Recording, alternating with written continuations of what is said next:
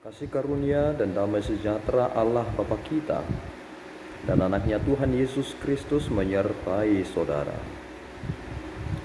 Amin. Shalom, saudaraku yang terkasih di dalam nama Tuhan Yesus Kristus. Senang bisa menyapa saudara di tempat saudara berada hari ini, dalam dimensi yang berbeda tetapi dalam dunia yang sama.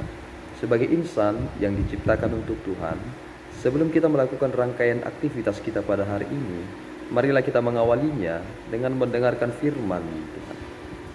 Shalom, selamat pagi. Renungan kita hari ini diambil dari Kolose 3 ayat yang ke-9. Demikian bunyinya. Jangan lagi kamu saling mendustai, karena kamu telah menanggalkan manusia lama serta kelakuannya.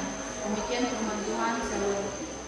Saudaraku yang terkasih di dalam nama Tuhan Yesus Kristus, ayat harian atau renungan kita pada pagi hari ini adalah perihal tentang manusia baru.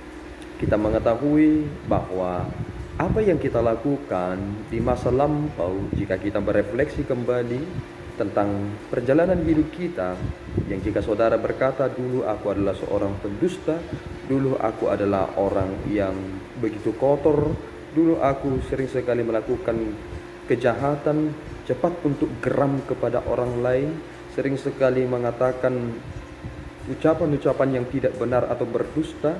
Sebenarnya saudara sedang berada di masa ketika saudara belum mengenal tentang pertobatan. Ketika kita telah menjadi manusia baru, kita menjadi bertobat dan sadar dengan apa yang kita lakukan itu. Menjadi bahaya jika kita tidak menyadari bahwa itu adalah ancaman terbesar dalam diri kita. Ketika kita berkata kepada orang lain, kita anggap bahwa itu adalah hal-hal yang lumrah terjadi, atau bahkan kita mengatakan bahwa jika aku berbohong kepada orang lain, tentu itu karena ada alasan. Bahkan ada orang yang memelihara istilah yang mengatakan bahwa berbohong demi kebaikan. Apakah benar jika kita berbohong itu akan melahirkan kebaikan kepada kita? Allah tidak pernah berbohong kepada saudara. Allah berkata jujur tentang diri saudara, tentang diri kita, tentang keberdosaan kita, bahwa upah dari dosa adalah maut. Itu adalah kejujuran dan itu adalah ketegasan. Tetapi apakah Allah berhenti ketika Allah hanya berkata demikian? Malahan Allah mencurahkan anugerahnya di dalam Yesus Kristus, sehingga ia pada posisi yang setia. Allah tidak berbohong, tetapi ia setia. Bagaimana cara Allah memperbaharui ini? Inilah anugerah yang telah kita terima dalam pribadi Yesus Kristus.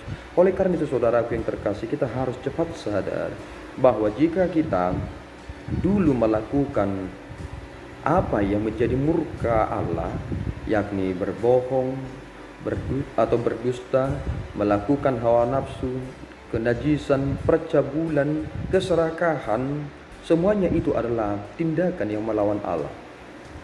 Satu hal yang sering sekali diucapkan di perjanjian lama yang membuat Allah begitu murka kepada bangsa Israel adalah tentang keberhalaan.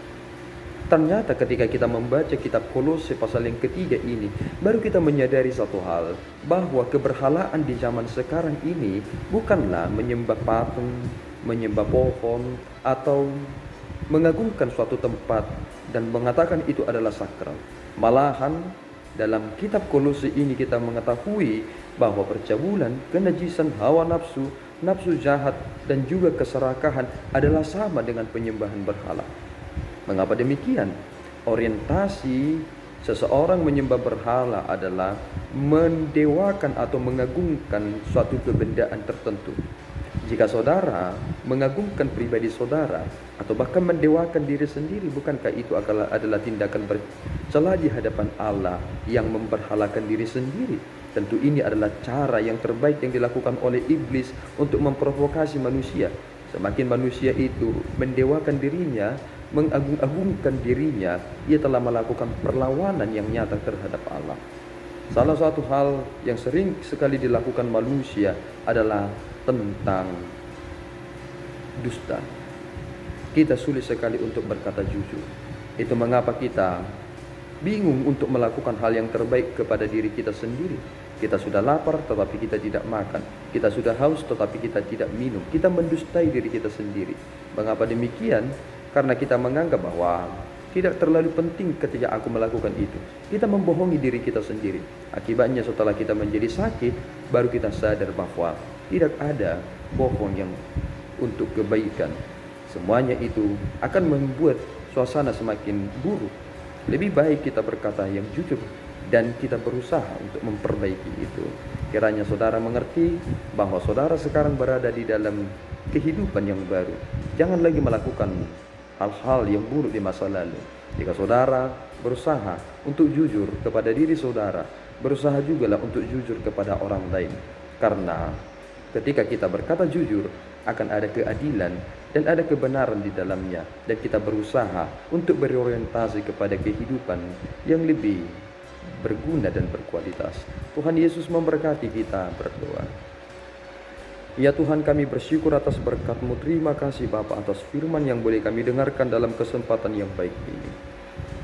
Engkau telah menuntut kami supaya meninggalkan perilaku-perilaku lama yang telah kami lakukan di masa lampau. Tolong kami Tuhan, supaya kami senantiasa mengingat anugerah-Mu, bahwa tetap menjadi pemenang dalam perjalanan kehidupan ini. Apa yang boleh keluar dari mulut kami adalah kebenaran, bukan dusta, tetapi adalah ucapan yang telah diterangi oleh firman-Mu.